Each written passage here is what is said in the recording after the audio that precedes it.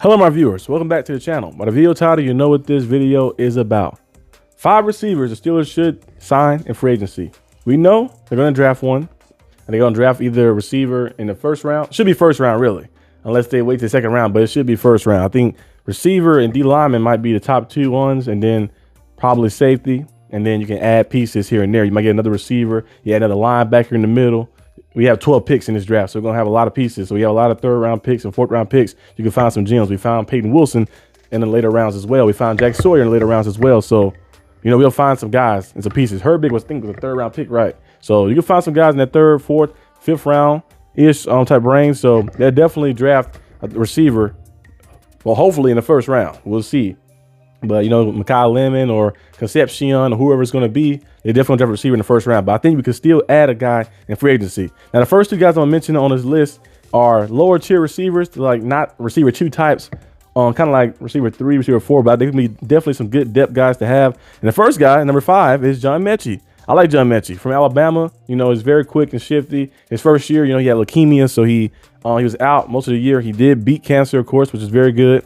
And then you looked at his first year with the Texans, 158 yards and limited, production like that, limited time and limited targets, but still was able to produce the following year almost 300 yards, and the year after that almost 300 yards as well, like that this past season. So he's a guy who can definitely give you about 300, I think around 300-ish, 400 yards, especially if he's in a bigger role and maybe more. You never know. I feel like he has potential to be better. So this would be like a move you'll make if you don't bring back Calvin Austin. And Calvin Austin goes somewhere else. John Mechie could be a guy you bring in to fill that role as your 3rd, 4th guy, the speedster, with quickness and stuff as well. And I think he'll fit right in. Another guy too will be number 4, Tutu Atwell. Kind of similar too. If you don't bring Calvin Austin back, he can definitely fit in that mold too. He's a veteran guy. You've seen his numbers with the Rams, of course. 300 yards in 2022, almost 500 yards in 2023. He had 562 yards in 2024. And then this past year, he got injured, I think. He had 6 catches for 192. I think he got injured this past year, if I'm not mistaken. Because he played 10 games, I think, this year. He got injured at one point. Yeah. Was he injured? Yeah, he got injured. He got injured at one point in this season. He started 4 games. He played 10. He got 15 targets. Got banged up, of course, in this season right here. But Tutu Atwell is a solid guy. I feel like if you don't bring Calvin Austin back, John Mechie or Tutu Atwell can definitely fit in that role. So you have DK Metcalf, the receiver you draft, and then maybe another receiver, because I think the Steelers probably draft 2 receivers. Another receiver you draft, and then you get a veteran guy with speed and quickness like Tutu Atwell or John Mechie. That would definitely work out as well. Number 3 on my list is Deebo Samuel. Deebo Samuel, a veteran receiver. We know Deebo Samuel has some injury history, but he won't be your number 2 guy. You know, in this offense and the way things are going, he'll be a 3rd guy on the list, a 3rd guy on your roster, but still can be productive, of course. We've seen last year, 727 yards receiving, 72 catches with the Commanders. He got banged up a little bit, but he had 5 touchdowns as well. And then you look at the year before that, 670, and then 3 touchdowns. And before that, 892, 7 touchdowns. So he can get you around that 600 to 700 yard range as a 3rd guy. I think that'd be good. And him in that spot being right there, because the Steelers offense is going to open up. I think Coach McCarthy being an offensive-minded coach, and also the Steelers finally going maybe a different approach and adding more weapons to the receiver room, they can open up a lot more. So Deebo Samuel being your 3rd guy, maybe sometimes being your 2nd guy while the rookie still develop and get better and better. Some rookies can come out the gate though. They come out the gate and just be great, like we've seen Chris Olave do. We've seen Emeka Egbuka do, Satori McMillan do, and Justin Jefferson, when he came out the scene, he just went out there and had like 1,500 yards his rookie season. So we've seen some guys come out the gate and just play. Juju Smith-Schuster for our team had almost 1,000 yards his rookie season, and the following year had 1,500 yards. So some rookies can just come out the gate and just play well. So I think Deebo Samuel being there, the veteran presence, that wouldn't be bad like that. And I think it won't cost too much to bring him in too. Number 2 though on my list as a receiver who can bring in free agency, Jauan Jennings. Jauan Jennings was a guy we was looking to trade for earlier this year. His name was circulating around a lot.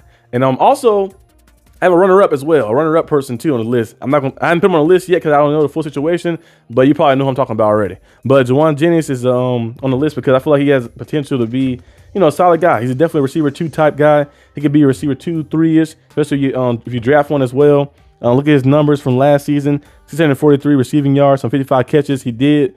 I think He only missed, I think he missed only a few games. He played most of the games this season, but he did the holdout that he had because he wanted more money from the 49ers, a long-term deal and a more extension. They never got it to him, but he did come back to play, and he played solid. Had 9 touchdowns. Year before that, 975, 6 touchdowns. So would have had 1,000 yards, but he got ejected in one of the games at the end of the season. But before that, 260, 400. So he had a big jump. So 2024, he's been playing like a big-time receiver. Like that, he can definitely be a solidified receiver too. So I wouldn't mind bringing Jauan Jennings in. He has size, of course.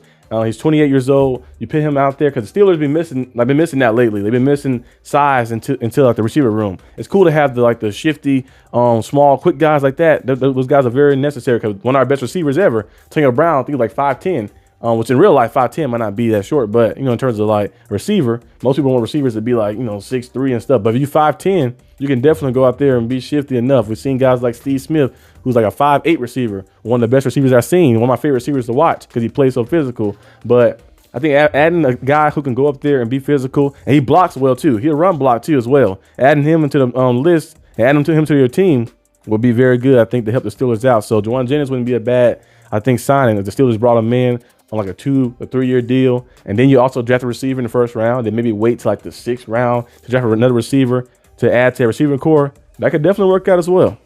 But number one on my list, of course, is Wan'Dale Robinson. Wan'Dale Robinson, a small receiver as well. I think he's 5 foot. I think he's 5'8", right? He's 5'8", right? Yeah, 5'8", a smaller receiver, but he's very good. He can get open like that. Every season you see him, he got better and better. Look at his rookie season.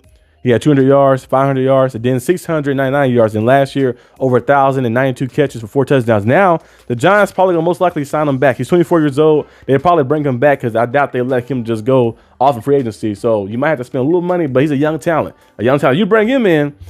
If you bring him in as your receiver, you might not have to draft a receiver in the first round, in my opinion. You can still draft one maybe a second round like that if you want to, but I would still go all in because I feel like the more the better. So you have DK Metcalf. You have Wan'Dale Robinson, depending on what his asking price is going to be. He had 1,000 yards, 92 catches, back-to-back seasons. Then last year he had 93 catches, with almost 700 yards last year. So I wouldn't mind him coming to the team.